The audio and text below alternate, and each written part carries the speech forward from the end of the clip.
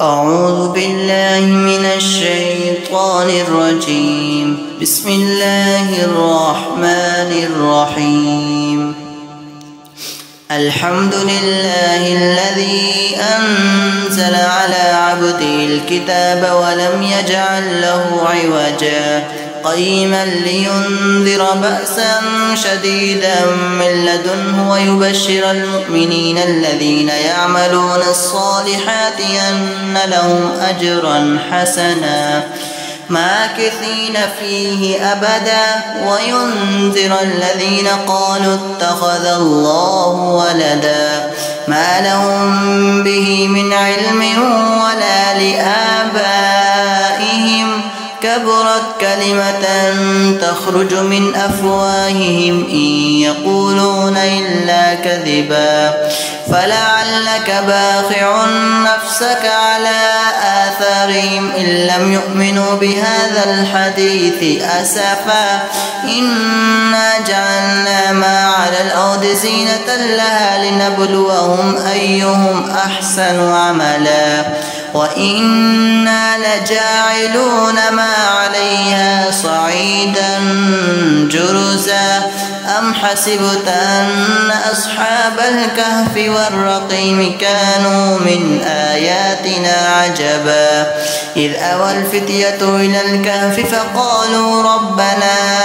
آتنا من لدنك رحمة وهيئ لنا من أمرنا رشدا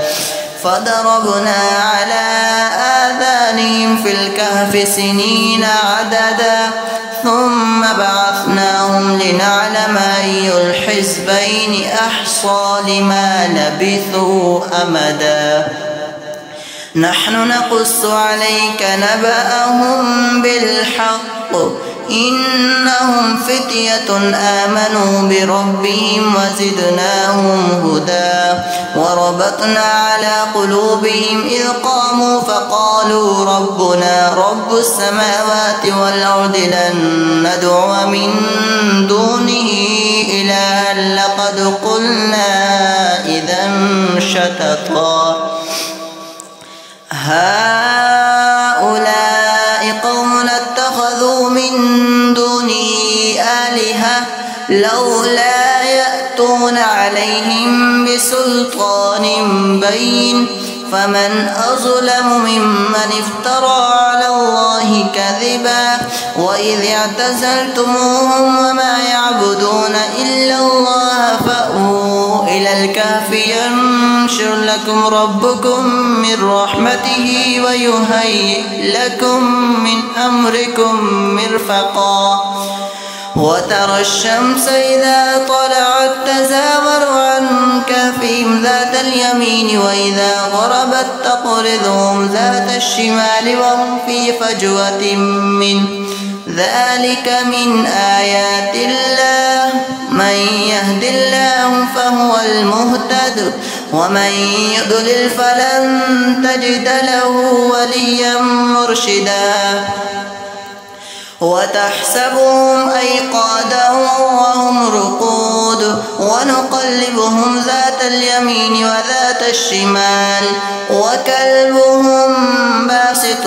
ذراعيه بالوصيد لو اطلعت عليهم لوليت منهم فرارا ولملئت منهم رعبا وكذلك بعثناهم ليتساءلوا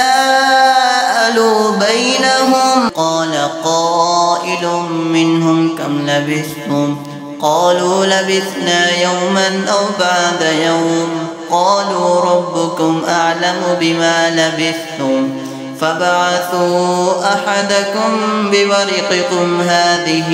إلى المدينة فلينظر أيها أزكى طعاما فليأتكم برزق منه وليتلطف ولا يشعرن بكم أحدا إنهم إن يظهروا عليكم يرجموكم أو يعيدوكم في ملتهم ولن تفلحوا إذا أبدا وكذلك أعثرنا عليهم ليعلموا أن وعد الله حق وأن الساعة لا ريب فيها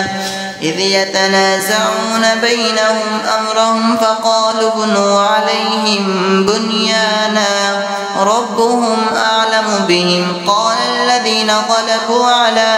أمرهم لنتخذن عليهم مسجدا سيقولون ثلاثة رابعهم كلبهم ويقولون خمسة سادسهم كلبهم رجما بالغيب ويقولون سبعة وثامنهم كلبهم قل ربي أعلم بعدتهم ما يعلمهم إلا قليل فلا تمار فيهم إلا مراء ظاهرا ولا تستفت فيهم منهم أحدا ولا تقولن لشيء إني فاعل ذلك غدا إلا أن يشاء الله واذكر ربك إذا نسيت وقل عسى أن يهديني ربي لأقرب من هذا رشدا ولبثوا في كهفهم 300 سنين وازدادوا 9 قل الله أعلم بما لبثوا له غيب السماوات والأرض أبصر به وأسمع ما لهم من دونه من ولي ولا يشرك في حكمه أحدا واتل ما أوحي إليك من كتاب ربك لا مبدل لكلماته ولن تجد من دونه ملتحدا واصبر نفسك مع الذين يدعون ربهم بالغداة والعشي يريدون وجهه ولا تعد عيناك عنهم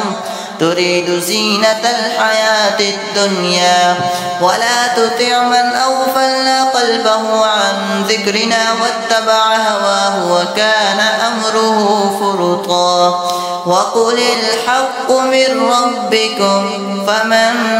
شاء فليؤمن ومن شاء فليكفر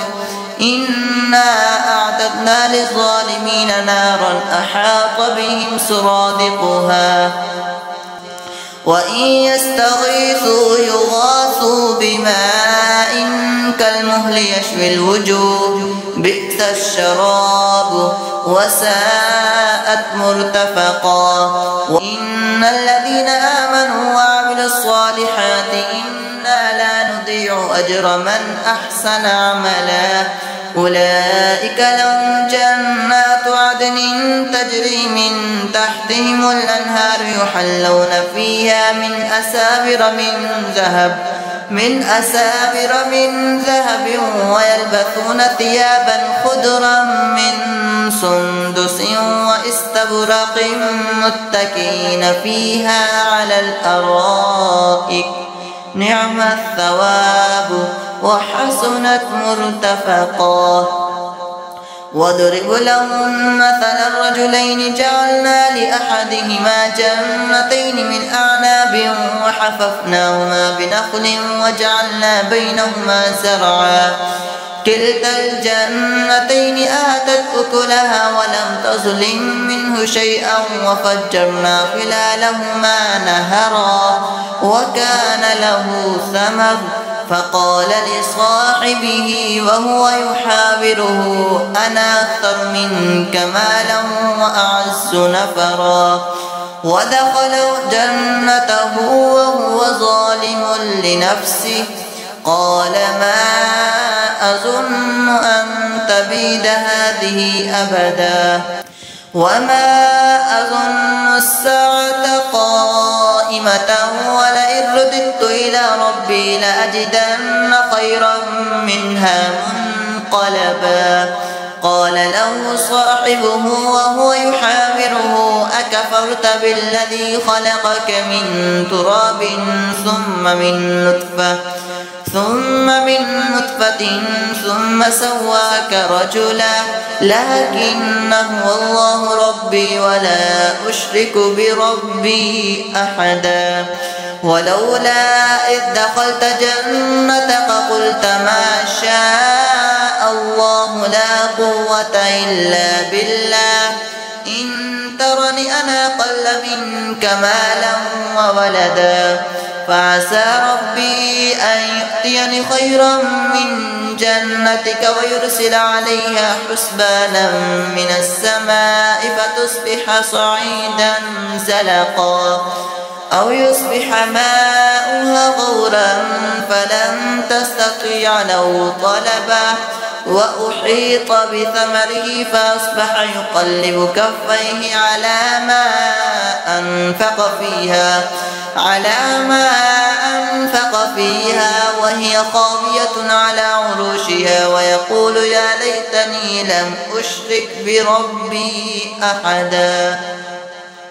ولم تكن له فئة ينصرونه من دون الله وما كان منتصرا هنالك الولاية لله الحق هو خير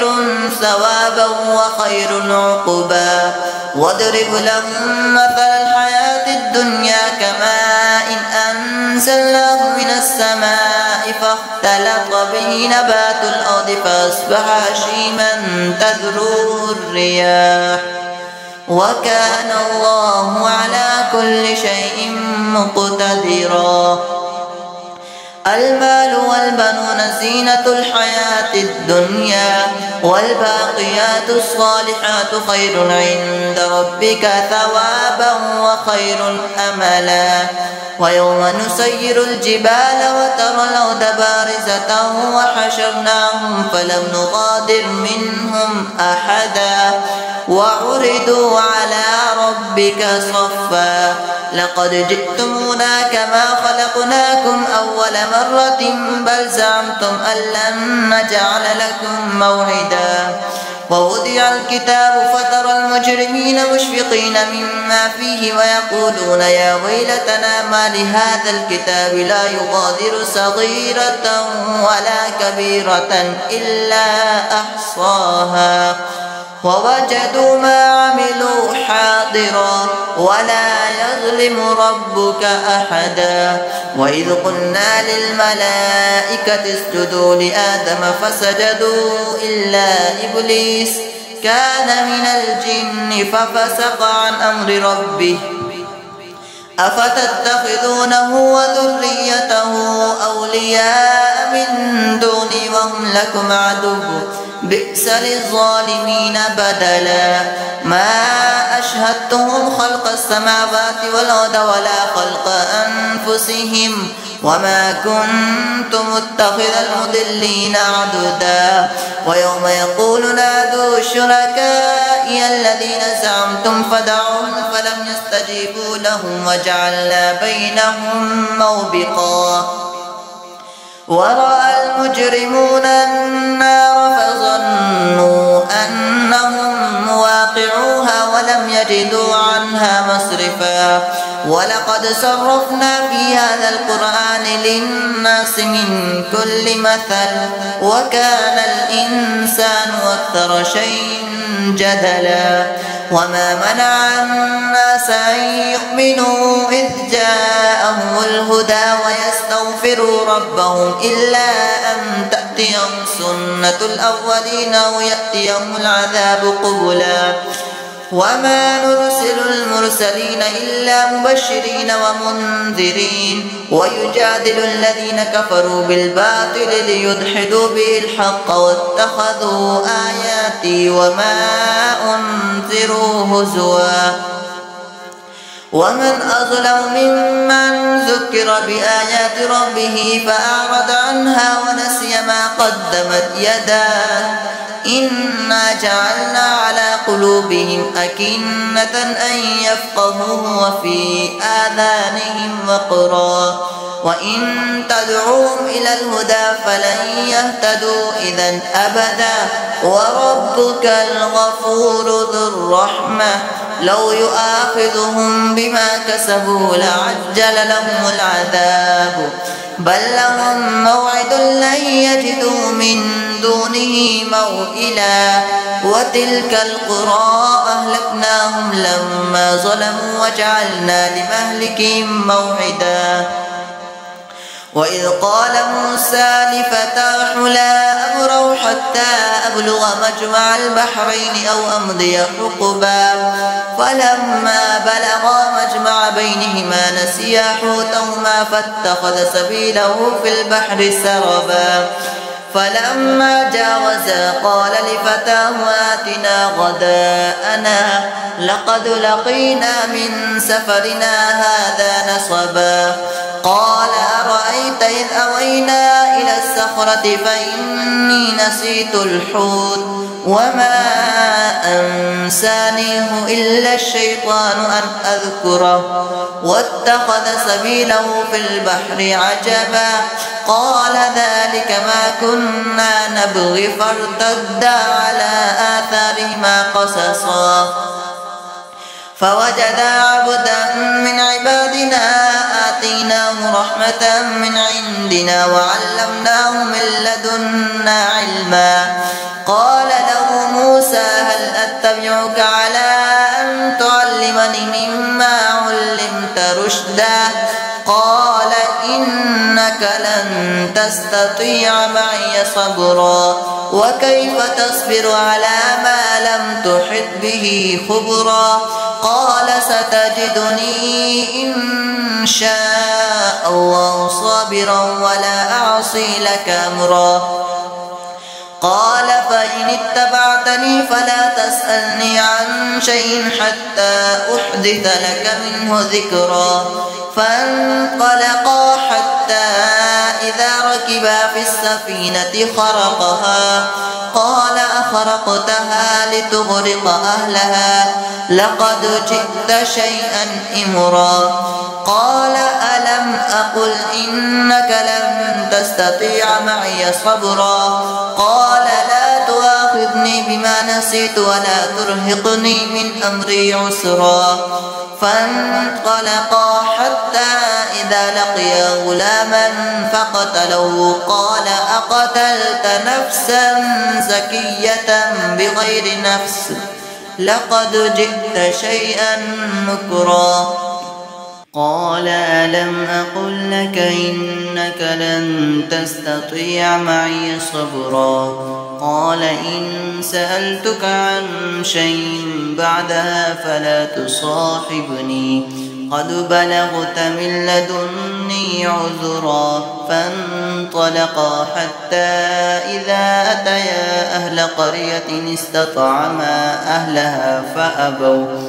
فأبوا أن يضيفوهما فوجدا فيها جدارا يريد أن ينقض فأقامه قال لو شئت لاتخذت عليه أجرا قال هذا فراق بيني وبينك سأنبئك بتأويل ما لم تستطع عليه صبرا أما السفينة فكانت لمساكين يعملون في البحر فأردت أن أعيبها وكان وراءهم ملك يأخذ كل سفينة غصبا وأما الغلام فكان أبواه مؤمنين فخشينا أن يرهقهما طغيانا وكفرا فأردنا أن يبدلهما ربهما خيرا منه زكاة وأقرب رحما وأما الجدار فكان لغلامين يتيمين في المدينة وكان تحته كنز لهما وكان أبوهما صالحا فأراد ربك أن يبلغا أشدهما ويستخرجا كنزهما رحمة من ربك وما فعلته عن أمري ذلك تأويل ما لم تستطع عليه صبرا ويسألونك عن ذي القرنين قل سأتلو عليكم منه ذكرا إنا مكنا له في الأرض وآتيناه من كل شيء سببا فأتبع سببا حتى إذا بلغ مغرب الشمس وجدها تغرب في عين حمئة ووجد عندها قوما قلنا يا ذا القرنين إما أن تعذب وإما أن تتخذ فيهم حسنا قال أما من ظلم فسوف نعذبه ثم يرد إلى ربه فيعذبه عذابا نكرا وأما من آمن وعمل صالحا فله جزاء الحسنى وسنقول له من أمرنا يسرا ثم أتبع سببا حتى إذا بلغ مطلع الشمس وجدها تطلع على قوم لم نجعل لهم من دونها سترا كذلك وقد أحطنا بما لديه خبرا ثم أتبع سببا حتى إذا بلغ بين السدين وجد من دونهما قوما لا يكادون يفقهون قولا قالوا يا ذا القرنين إن يأجوج ومأجوج مفسدون في الأرض فهل نجعل لك خرجا على أن تجعل بيننا وبينهم سدا قال ما مكنني فيه ربي خير فأعينوني بقوة أجعل بينكم وبينهم ردما آتوني زبر الحديد حتى إذا ساوى بين الصدفين قال انفخوا حتى إذا جعله نارا قال آتوني أفرغ عليه قطرا فما استطاعوا أن يظهروا وما استطاعوا له نقبا قال هذا رحمة من ربي فإذا جاء وعد ربي جعله دكا وكان وعد ربي حقا وتركنا بعدهم يومئذ يموج في بعض ونفخ في الصور فجمعناهم جمعا وعرضنا جهنم يومئذ للكافرين عرضا الذين كانت أعينهم في غطاء عن ذكري وكانوا لا يستطيعون سمعا أفحسب الذين كفروا أن يتخذوا عبادي من دوني أولياء إنا أعتدنا جهنم للكافرين نزلا قل هل ننبئكم بالأخسرين أعمالا الذين ضل سعيهم في الحياة الدنيا وهم يحسبون أنهم يحسنون صنعا أولئك الذين كفروا بآيات ربهم ولقائه فحبطت أعمالهم فلا نقيم لهم يوم القيامة وزنا ذلك جزاؤهم جهنم بما كفروا واتخذوا آياتي ورسلي هزوا إن الذين آمنوا وعملوا الصالحات كانت لهم جنات الفردوس نزلا خالدين فيها لا يبغون عنها حولا قل لو كان البحر مدادا لكلمات ربي لنفد البحر قبل أن تنفد كلمات ربي ولو جئنا بمثله مددا قل إنما أنا بشر مثلكم يوحى إلي أنما إلهكم إله واحد فمن كان يرجو لقاء ربه فليعمل عملا صالحا ولا يشرك بعبادة ربه أحدا.